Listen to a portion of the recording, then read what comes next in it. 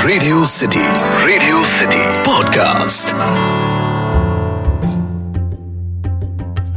ऐसे तो दुनिया में 6500 से भी ज्यादा लैंग्वेजेस है, पर कहा जाता है कि दुनिया की one of the sweetest languages Urdu ज़बान जो हमारे देश की पैदाइश है, हिंदी लैंग्वेज के बहुत ही करीब है।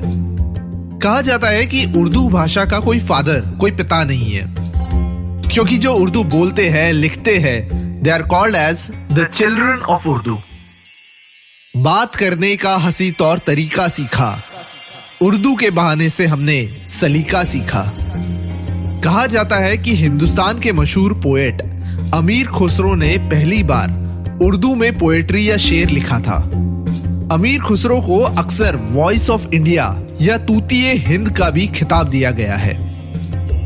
अमीर खुसरो के बाद भी कई शायरों ने कई बेहतरीन नज़में लिखी, जैसे गालिब, मीर ताकी मीर, फैज अहमद फैज, बशीर बद्र, मुनव्वर राना और भी कई। समय के साथ साथ शेर लिखने के तरीकों में, अंदाज में और स्ट्रक्चर में भी काफी बदलाव आया। पर क्या हो अगर एक शेर में हिप हॉप आ जाए तो रैपर का नाम जरूर MC शेर होगा, राइट?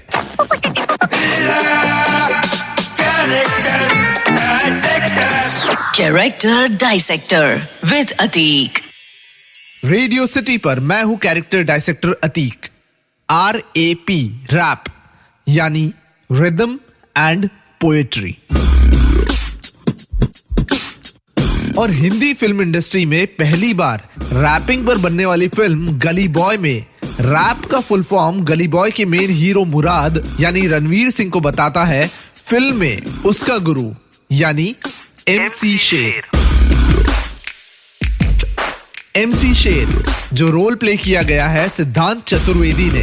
फिल्म में उसका रियल नाम होता है श्रीकांत भोसले। श्रीकांत भोसले या कहे तो MC शेर वो किरदार है, वो कैरेक्टर है जो कहे तो मुराद का द्रोणा या गुरु होता है। MC शेर वो है जो मुराद के अंदर के टैलेंट को बाहर लाता है और उसे यकीन दिलाता है कि अपना टाइम आएगा। जब रणवीर सिंह का कैरेक्टर मुराद पहली बार MC शेर से मिलता है और वो अपना लिखा रैप MC शेर को देता है ताकि वो उस रैप को यूज कर सके, तो MC शेर उससे कहता है तेरी कहानी है, तू बोल। मशहूर रैपर डिवाइन ने पहले गाने की लाइन लिखी थी सबका टाइम आएगा, जिसे जावेद अख्तर साहब ने चेंज करके अपना टाइम आएगा करवाया था। और MC शेर के लिए ये लाइन प्रिसाइसली वही दर्शाती है। MC शेर मुराद की लाइफ में रैपिंग को लेकर एक क्लैरिटी लाता है। जब मुराद रैप बैटल में जाने को लेकर कहता है कि वो ये सब करने में कंफर्टेबल नहीं है, तो एक शेर दिल एटीट्यूड वाला MC शेर ही उसे समझाता है दुनिया में सब कंफर्टेबल होते तो रैप कौन बनाता। पर हु एग्जैक्टली वाज MC शेर? MC शेर का कैरेक्टर था क्या? एक लोअर मिडिल क्लास फैमिली में पला बड़ा श्रीकांत भोसले, जिसका फादर एक बेवड़ा है, माँ का पता नहीं, और एक छोटा कजिन भाई है, मुंबई की एक चौल में रहता है। देखा जाए तो मुराद और MC शेर में कोई मेजर फर्क नहीं था। दोनों गरीबी से उठे हैं, दोनों का अपने फादर से कन्फ्लिक्ट है। एक का बाप बेवड़ा है तो दूसरे का बाप गरीबी के नशे में है। दोनों की माँ का कोई वजूद नहीं है और दोनों की पोएट्री, दोनों का रैप निकलता है दोनों की लाइफ कंडीशंस से। फर्क है तो बस दोनों के एटीट्यूड में। जहां एक और काफी टाइम से रैप करते करते श्रीकांत भोसले शेर बन गया है, वहीं दूसरी ओर मुराद यानी इच्छा सिर्फ इच्छा कर रहा है कि एक दिन वो अपना बड़ा नाम करे। MC शेर शादियों में डीजे बजाता है, रैप बैटल्स में सामने वाले को खा जाता है और नए उभरते रैपर्स को मेंटली और इमोशनली सपोर्ट करता है। पर कहीं ना कहीं ये शेर भी किसी दिन अपने जंगल पे राज करने का ख्वाब तो जरूर देखता है। पर जो भी हो, अपने एटीट्यूड से, अपने पैशन से he lives up to his name, शेर। पर्सनली मेरे हिसाब से गली बॉय फिल्म का हीरो रणवीर यानी मुराद नहीं, श्रीकांत भोसले या कहे तो MC शेर था। गली बॉय फिल्म के एंड में मुराद फाइनल्स के लिए सिलेक्ट हो जाता है और MC शेर एलिमिनेट हो जाता है।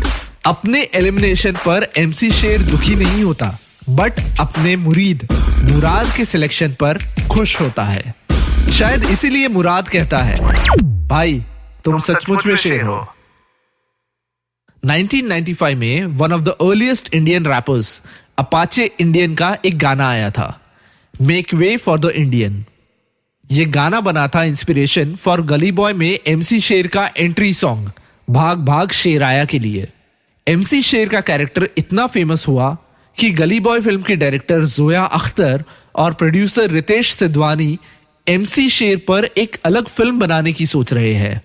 क्योंकि देखा जाए तो गली बॉय तो मुराद की कहानी थी, और जैसे फिल्म में MC शेर मुराद को कहता है, तेरी कहानी है, तू बोल, तो अब आएगी शेर की कहानी।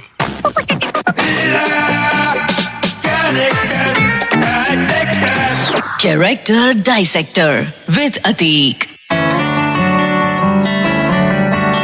Radio city podcast.